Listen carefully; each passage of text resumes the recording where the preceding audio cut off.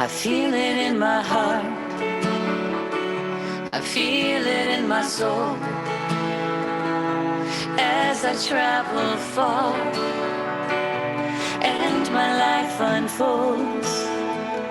For every little thing, I'll be giving thanks. It all deserves my praise. I'm every day amazed.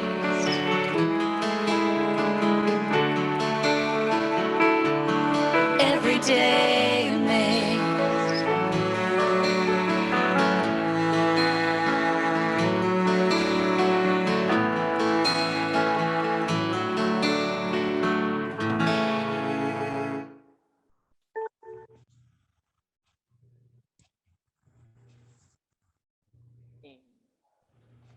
This is an amazing day, isn't it? It's beautiful out there. I was picking this morning, I said we had a skeleton crew. You know, it's Halloween today, so happy Halloween.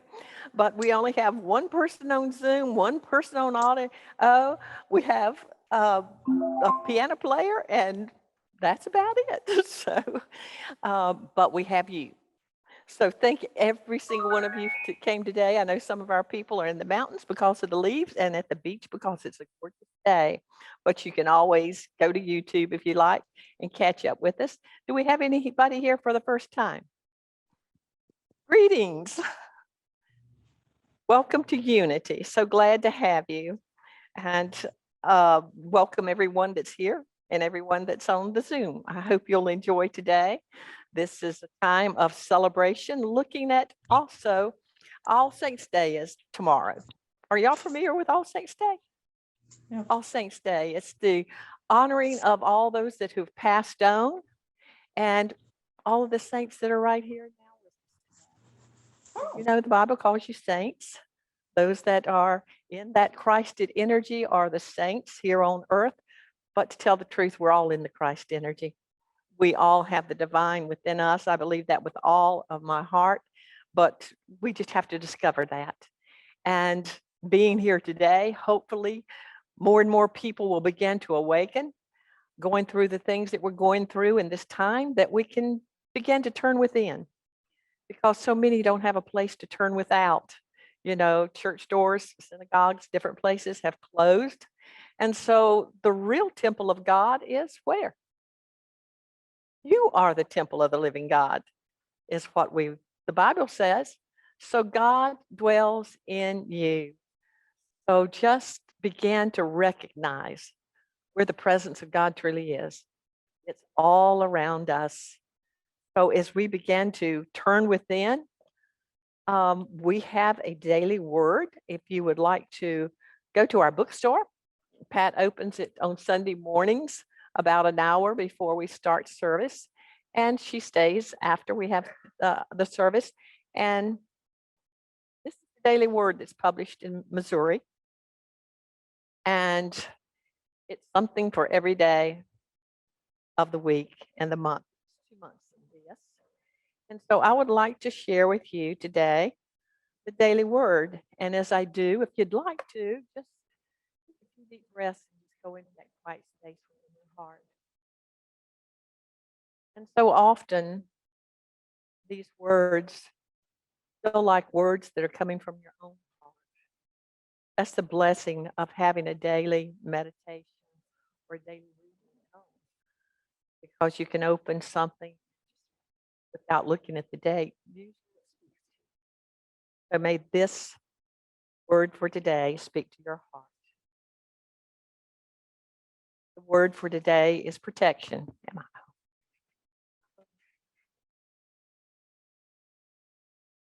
I find my protection in the light of faith and truth. I smile and act frightened as I recognize the neighborhood children who come to my door wearing scary masks and costumes. Children of all ages enjoy playing make-believe. Pretend frights is part of the fun of Halloween. Now and then, in response to an unexpected and unwelcome challenge, more serious thoughts of fear seep into our mind and upset our emotions and our well-being. At the first hint of any unrest, just remember that all of the protecting power of God is as near as our next thought. I say no to fear and yes to faith. My confidence grows as I practice the divine presence, discovering not only the protecting power, but also that guiding love and wisdom of God wherever I go and in everything that I do.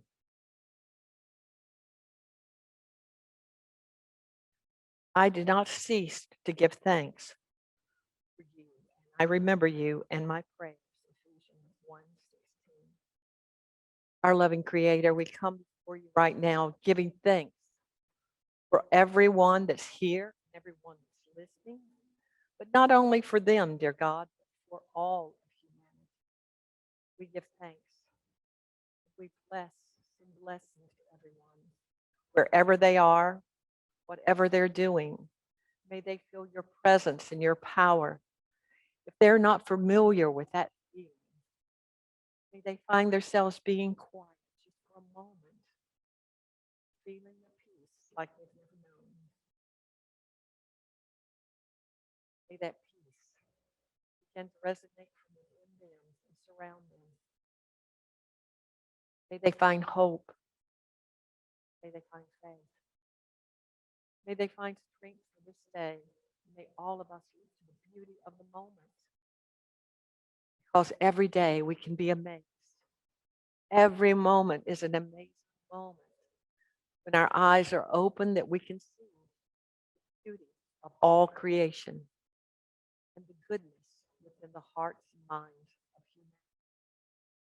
Lead us, dear God, and guide us this day in the way you would have us to go. Give us wisdom that we may speak the words that you would have us speak. We give thanks for your presence right here and right now. Not just because this is a church building, because you are everywhere present. Wherever we are, you are right here with us, dear God. You're here for every person on this planet.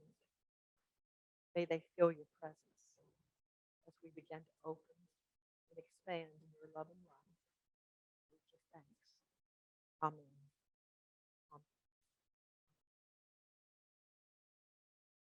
Well, since it's Halloween, what I thought about doing is talking about the seen and the unseen. And so in that, I found myself going to the 2 Kings, the 6th chapter. And I began to think, well, it was this week I was thinking about Elisha with his servant. And during that time, there was a war going on with the king of Syria and with Elijah. What was going on with, well, the people of Israel was the two conflicts right then, because what was going on, it was the king who represents Syria, was the king that represents within us. Well, first, we're a metaphysical church, for those that don't know. Metaphysics is going beyond the physical. And so as we begin to look at scripture, and you can begin to see that the symbols that are there, they mean more than just the words, or you can look up your words and see what they mean. But the king of Syria was that which represents the ego self in us, that which is the ruling force within most of our thoughts. And so it's that which directs us and how we're to go. It manipulates us sometime. It brings us into fear. It does all kinds of things, but it's there to rule us. And so what does Israel? It was going against Israel, the people of Israel. Israel represents the truth. It represents true thought, truth from God. The Syrians were representing the intellect and that ego self. So the king is the one that just totally comes from ego. He doesn't have any understanding of that spiritual essence of who he is. So there was that battle going on, and that battle has been going on in us. The rolling force within us that rules our body that we listen to. Like right now, I know I've been battling with those two energies. Within me, I know the power of spirit. I know the power of God. I know all these things, but knowing it through the intellect is totally different than experiencing it. So here I've been having this conflict with my body. So that's usually what happens. Something's going on within our body or our mind that draws us away from the truth of who we are, the truth that would set us free. The truth is we're spiritual beings. And that's why Jesus was saying you must be born again. And I'm not talking about coming to an altar and getting down and kneeling and saying, I accept you, Jesus Christ, or I accept you, Buddha, I accept you, Krishna, that you are the light of my life.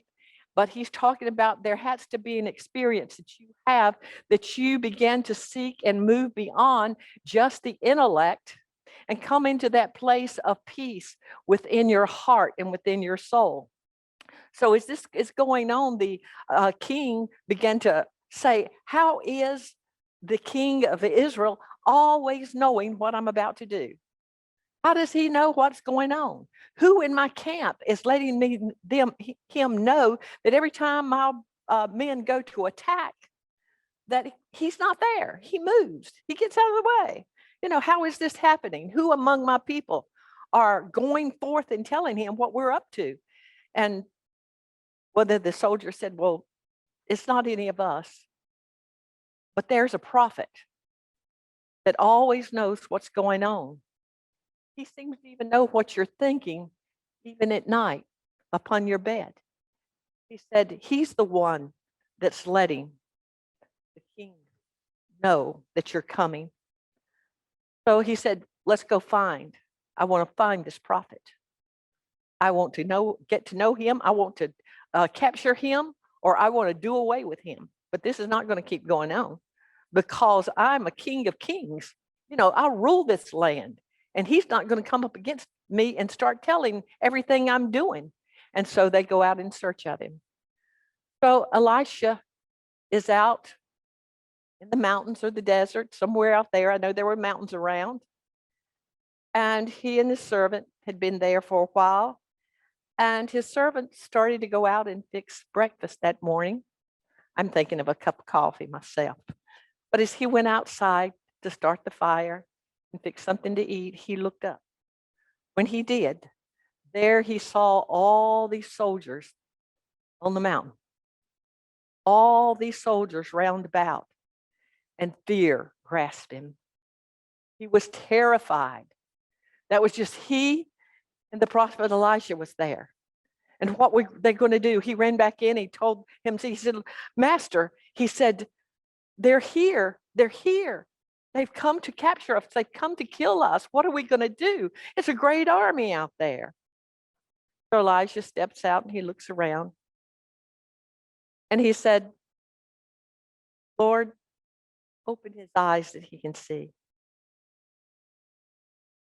Now, we don't recognize there's so much around us that we can't see. We're beginning to recognize there's things all around that we don't see. Even the things that have been in the world, I don't know why this is coming up, but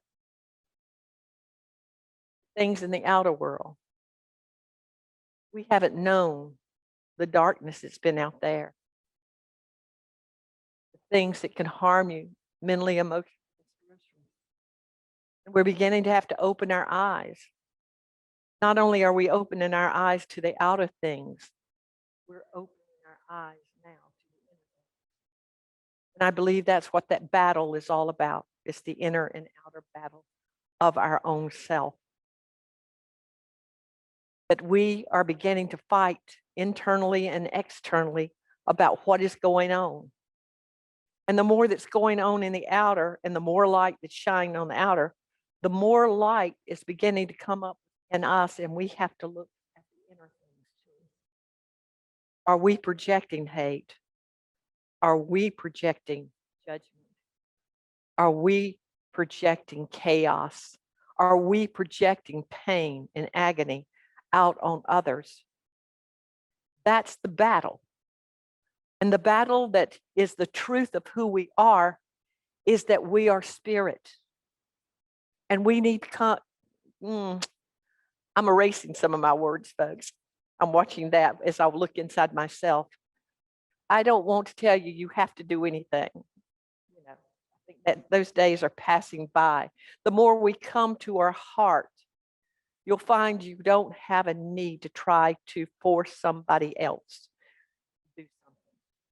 And you may want to guide your children in the way they have to go. And, I would like to force my son to do some things at times, but I have to even drop that. Do you hear what I'm saying? Because we're all growing. All growing. And deep inside, I recognize that we're all growing in love and light, whether we know it or not. And we may or may not make it this lifetime in expressing the spirit of truth, who we are, peace and love and kindness. But we're on our way. And the more we can see things outside of ourselves that reflect back to us the negative, the more we'll see the negative in us. Have you experienced any of that? You have to look. And you know that you can't keep going in that direction for you. But you're the only one that can make that choice. Nobody can make you look at things. You have to do it on your own. But as these two rulers were at odds with each other,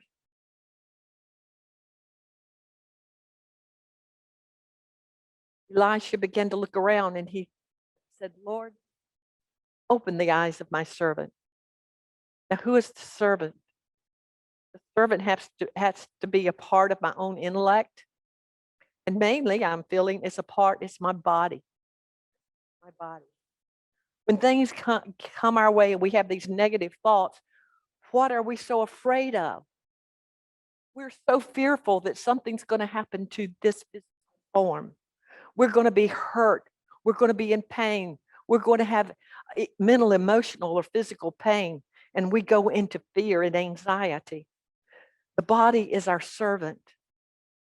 The spiritual essence within us, when it's ruling us, when we turn our will over to the higher will, we begin to see things totally different.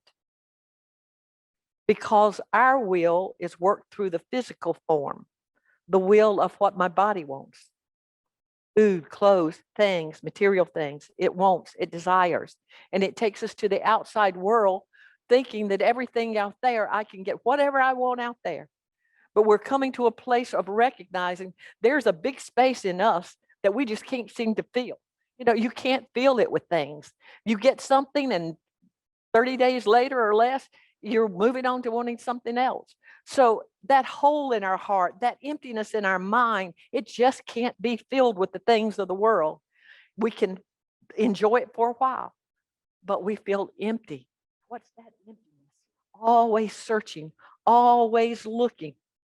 Well, he prayed for his servant, for his eyes to be open. There was a spiritual essence that came to him, and he began to look up, and lo and behold, there about Elijah and all around him, there were chariots of fire. Chariots of fire. And so Elisha turned to him, and he told him, fear not. Don't be afraid, for there are many more for us than are against us. There are more for us than are against us. Those unseen energies are around us. Those magnificent thought forms are around us. The power is around us, much greater than anything negative that we could ever step into or be in front of. And so as the army began to come towards them, the armies that are the flesh army began to come towards them. Elijah said, Lord, may they be blinded. Now, at first, I thought it was going to be blind. When I was little, that they went blind, physically blind. But here again, it's metaphysically. They were blind to the truth. They were blind to the truth of who they were meeting. So when they came up, they wanted to know, do you know where the king of Israel is? Yes. Well, actually, they wanted to find the prophet that was telling them all this information. There he stood right in front of them. There was Elisha. And right there was the servant. And he said, is he here? He said, I can take you to him. Remember last week we were talking about the woman, the Samaritan woman? And so he said, let me take you to where he is. So here we go back into Samaria again. But what happened? The army that was so against the spiritual essence of truth was there in Doshar, where Elisha was. And that's where Elisha was dwelling. So if we look at it a little deeper of what does that mean? Doshar is the place where spirit dwells. It's the place of the power of the divine. It's wisdom, it's knowledge, it's peace, it's love. And that's where Elisha is dwelling. Come, go with me. So they're going down in Samaria to meet the king of Israel, to be faced with truth. Well, so it's the outer world and the inner world doing that battle. And the outer world was really wanting to kill off the spiritual essence. And that's the battle that's been going on with humanity for such a long time. When you start to step into the truth of who you are, when you start to recognize that the great I am, the divine presence of the living God dwells in you, all kind of thoughts, the intellect will bring up stuff of just take a look at you. Who do you think you are? Who do you think you are? You think you have all that Jesus Christ taught you? Jesus said, all that I am, you are too. And all that I do, you can do it also. Not only that, greater things can you do. Now, do you really believe that? Do you really believe that? The intellect can make you throw it all out the window. You can have a wonderful experience in the Lord or in spirit within a few days or a few hours. Sometimes it can turn you all around. This never really happened. It was all my imagination. But no, you're standing at a time of an evolutionary process that's going on in you right now. You're discovering it, and you're going to have you get to have to. You will evolve in that place that something's going to. You're going to begin to see truth. You're going to begin to see miracles. You're going to begin to have peace, no matter what's going on out there. I hope most of you that are sitting here today or out there have already come to that place of peace. Not something the intellect can offer you. It doesn't want to give to you. Because as long as you can be in pain, suffering, separation, division, chaos, hate, all these things, you're not living in those. You're not living in that place where God dwells. You're not living in total truth. So this is that inner and outer battle that goes on every day of our life until that day that you can meet face to face truth. So Elisha and his servant takes the army to meet the king of Israel. When they open the doors and they ask them to come in, they recognize, the king of Israel recognizes who these people are. These are the ones that want to slaughter us. This is who we're going to war with. I've been in war with all this time. And he turned to Elisha and he said, what shall we do with them? Yes, we just kill them. He said, no. He said, they're here at your door. Ask them to come in and fix a banquet for them. That's strange. Your enemy's right here. And you're fixing a banquet for them? What in the world is this about? When our negative thoughts are right before us, I've always thought I had to battle them. You know, you just battle it. You battle it. You battle it if you have desires to do things that you shouldn't be doing, or things that you've been taught you shouldn't do.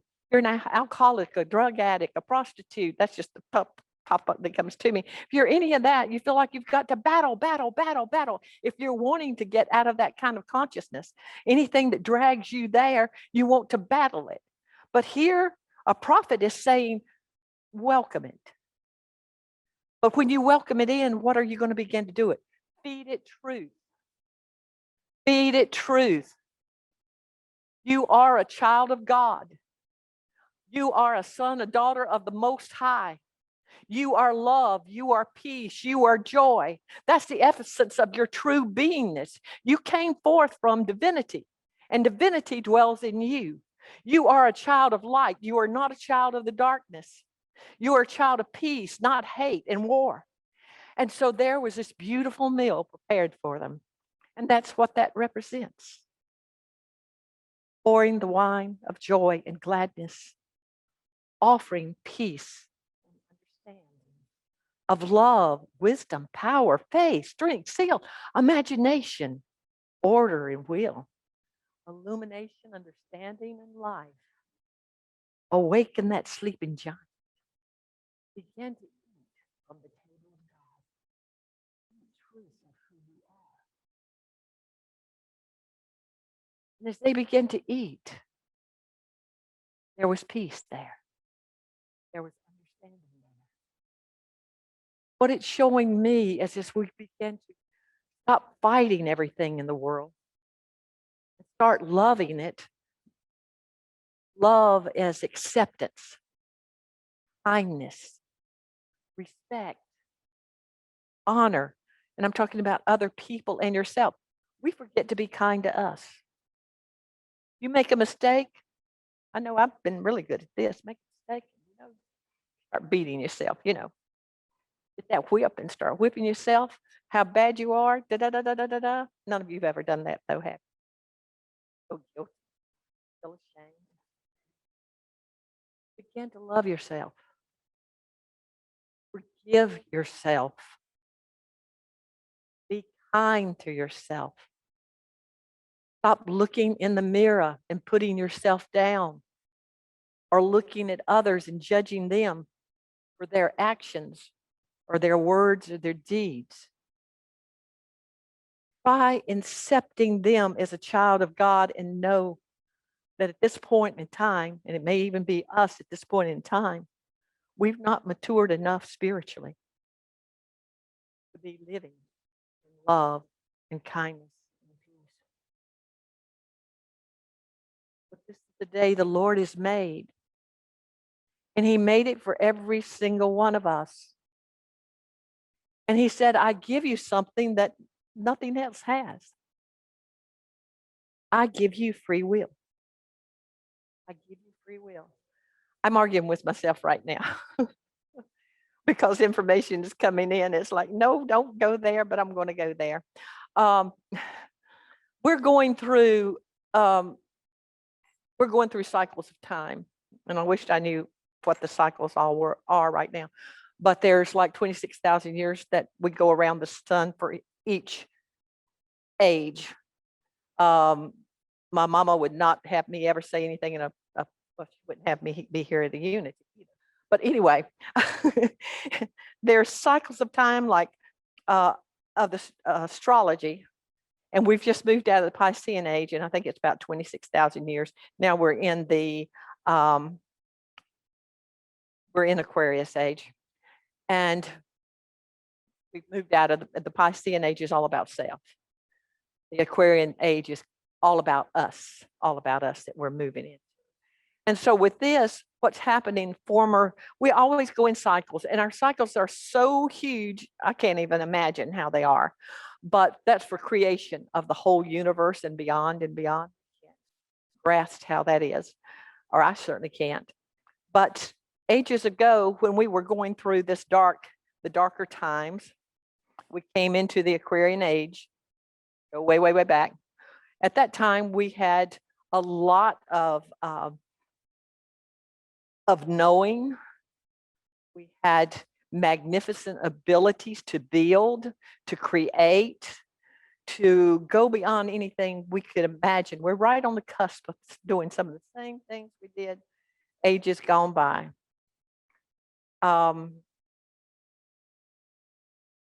We'll pretend this, okay? We're in it, the Atlantis age.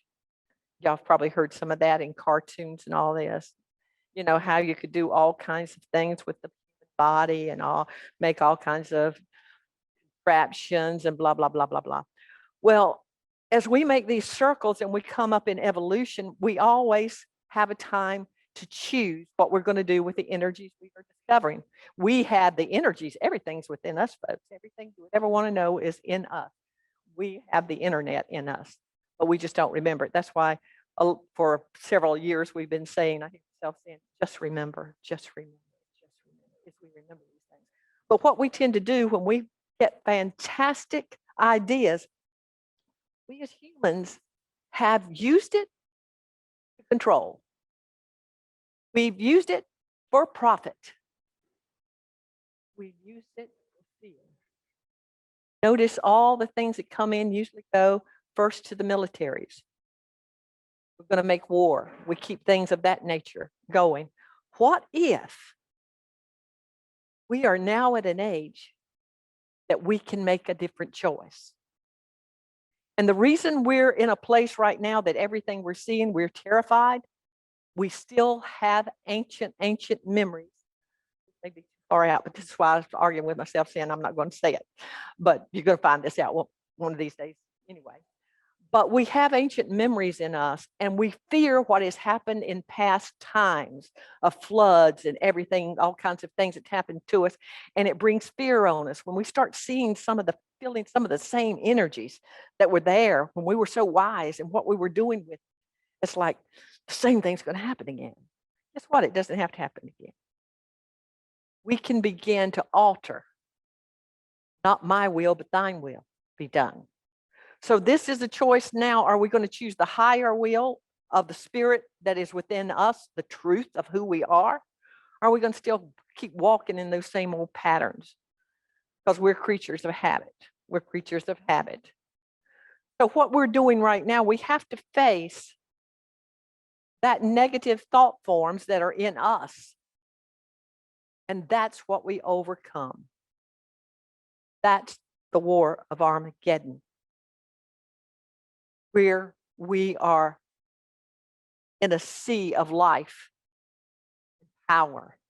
Power is those horses. Blood was running up to the chest, the valley of Armageddon. So we are having to take power. And it's not the physical power can be represented by the horses. But we are to come now, if we'd like to that place that we know that we're just not physical beings that have to work through physical power or physical intellect. Because within you dwells a power greater than any power you've ever experienced anywhere, anytime.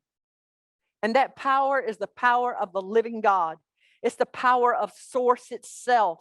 It's all that has created everything and placed it into our hands to say, you make the choice. You name it, and so it is. And that was given to us, and it's still yours. It's still mine. That's why we see Esau selling his birthright over for a cup of pottage. That's what we do every day. That's what we have been doing. We sell our power and strength and spirituality over to get something out there when we already own everything. Everything is ours because all that the Father has is mine. All that the Father has is yours.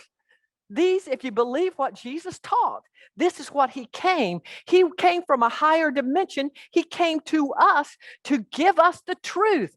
And others have come along to tell us the truth. But when somebody begins to tell you the truth, what happens? Our intellect puts it down. Our intellect will crucify it. Our intellect will destroy it. So it's time for us to wake up and realize that intellect is killing off the spirituality. That's what it wanted to do from the front. The very beginning, it wanted to kill off the spiritual truth in you. As it's been stated in the Bible, Do you not know you are the temple of the living God? And let the mind that was in Christ Jesus be also in you. What was that mind in Christ Jesus? It was the very mind of God. Now, I know you've heard me say this over and over and over and over and over again. But hearing, we have to hear. And through hearing, we begin to take in the seed that one day we will experience. It will grow, and you will know the truth. When you know the truth, what happens? You begin to be set free.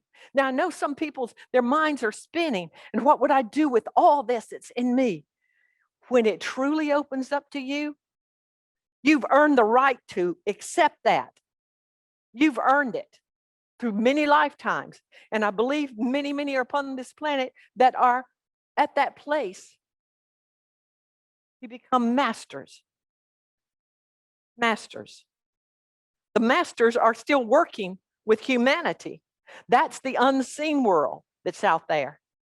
But you can see it at times. You can feel it. You can sense it. You can hear it. It's that vibration of truth that comes out of your mouth or out of your thought. And when that vibration hits your heart, and that seed is planted in your heart, and you feel it and you're ready to receive it, you know it. You know it to be truth. You don't have to wrestle with it, but you may wrestle with it for a while. But that is how the truth begins to resonate. It's through vibrational frequencies. It's not something that you can just read or hear. It has to become life within you. When you evolve to that place that you're ready to hear and you're ready to experience in you, an experience, it will lead you and guide you into all truth. Jesus went away. He wasn't accepted by everybody. Other masters have not been accepted by a lot of people. Their words, but their words were truth. But as that energy comes in and you come to the place that you recognize you are a spiritual being in a fleshly body, that you can be in the world but not of it, the ego self has dropped. Now, I'm not saying you don't have ego, you won't comb your hair and you won't take your bath. It's not that kind of a thing. But that part of the flesh that dictates to you all the time, or that part of flesh that's always condemning you, you know you didn't do that right. You know you can't achieve that. You're not smart enough. Boy, you botched up that sale. Did you hear what you said to somebody? They'll never forgive you. You know that negative self-talk. You won't be hearing that because you'll have that deep settled peace in you and you will be divinely guided in all that you say and do, not manipulated. It's when you choose. When you choose this day whom you will serve. In the Bible, when someone said, I choose this day whom I will serve, and for me and my house, we will serve the Lord. Here again, it's metaphysical. Go beyond the physical of what was being said. I may choose to serve the Lord, but my son may choose not to. My grandchildren may not choose to at this time. But it's talking about all the thoughts within me in my house. All that I think and feel and do, it will serve a higher purpose. I am here to serve the Lord in you. I am here to serve you. I am here to serve humanity. You are here to serve. Bless each other. Bless each other. To want for others what you want for yourself. To do for others as you would want them to do for you. This is the truth that is there wanting to awaken in you and in me. This is what will set us free. So we come to earth to learn the pathway to mastership. And it's not mastership over anything other than our own self. Be master of your thoughts, feelings, actions, words, and deeds. This is the schoolroom we're in. And it's almost graduation time, folks. So this is where we're standing, right? In 2021. This is why it feels like for most of us, the rug has been pulled out from us. Because I can't tell you what you need to do. Only you know that. Only you know that. Begin to get connected with the voice within you. The heart that is ready to love you, protect you, guide you, all things.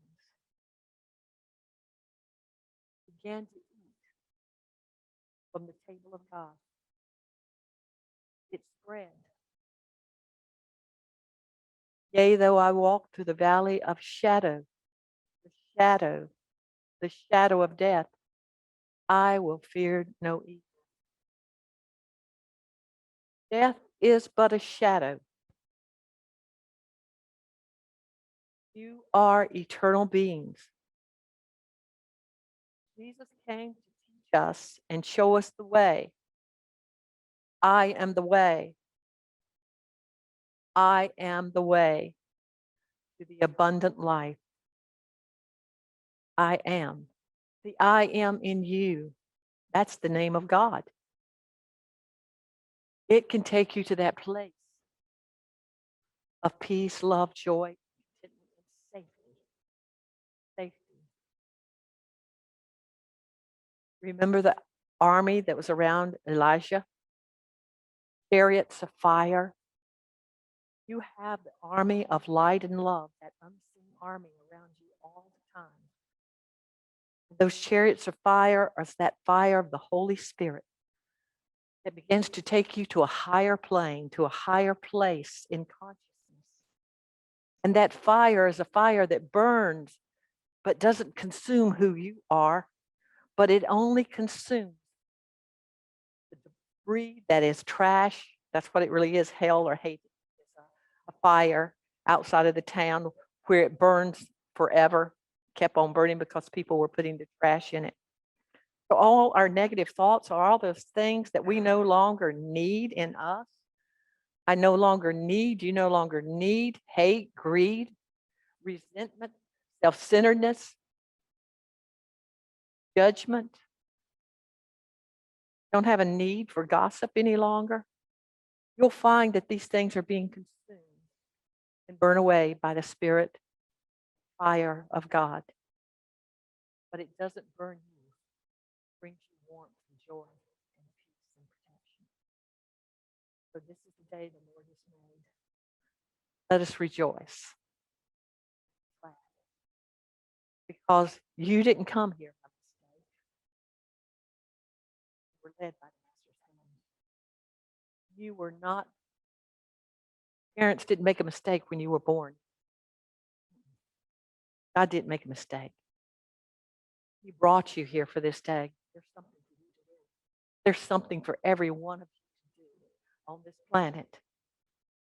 Sometimes you might think, well, I want to get off. I want to leave.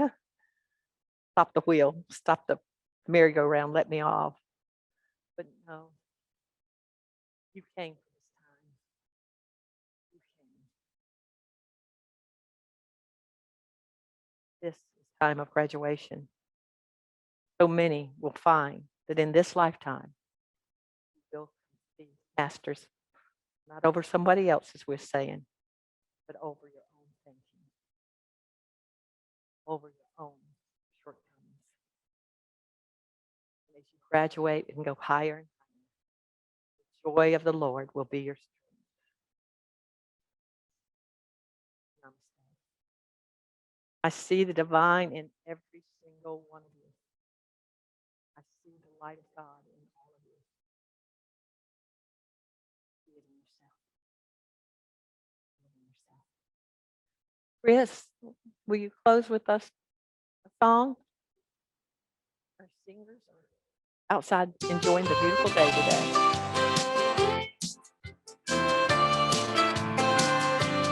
Time to let go of regrets, of the things that might have been. Look ahead and see the best, 'cause each day you start again. Time to walk right through the door. Lift your face up towards the sun. Don't you know there's so much more? And the best is yet to come.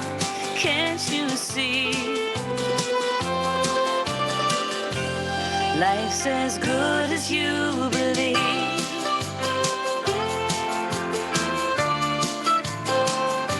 So think of hills you're gonna climb, and the mountains you will cross. Not the plans you left behind, or the time you think you lost. Every season has its rain, every road its twists and turns. But there's so much love you gained in the lessons you have learned. Can't you see? Life's as good as you believe. So keep on dreaming now, and keep believing now. 'Cause everything works out. There are times we all get caught in the stories that we tell, but I promise you are not all the cards you think you're dealt. When you feel your faith inside and you turn your doubt to trust, you can change the rising tides. You'll find diamonds in the dust. Can't you see? Life's as good as you believe. Life's as good as you believe.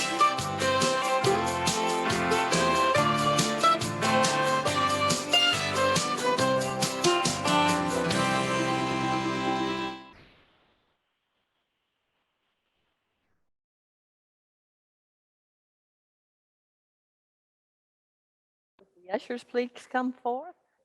If this has blessed you in any way and you'd like to bless with a financial offering, that would be accepted and appreciated.